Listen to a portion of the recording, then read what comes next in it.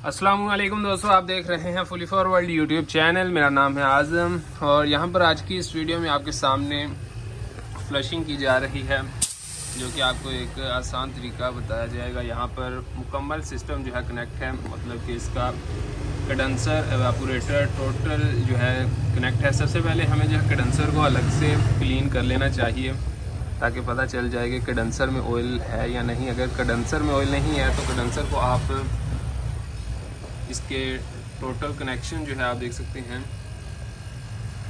Discharge pipe connect है और इसी के कंप्रेसर को ऑन करके, रेफ्रिजरेटर के कंप्रेसर को ही ऑन करके, कोई लाइन गेज नहीं लगा रखी, जस्ट कंप्रेसर को ही ऑन करके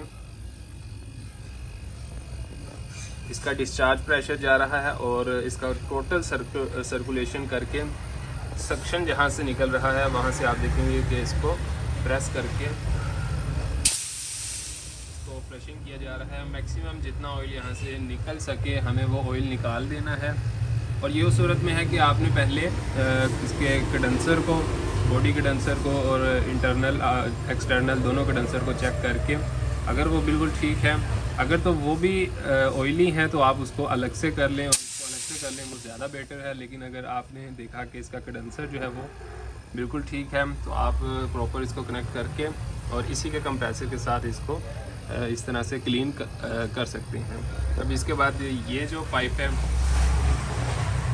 इस तरफ से आप देख सकते हैं फिटिंग बना रखी है। जस्ट जैसे ही क्लीन होगा पाइप को स्विच करके जॉइंट कर दिया जाएगा, जिससे क्या होगा कि हमारा ये मुकम्मल सिस्टम रेडी हो जाएगा। जस्ट वैक्यूम करेंगे यहाँ से और फिर इसको गैस चार्ज कर दी जाएगी।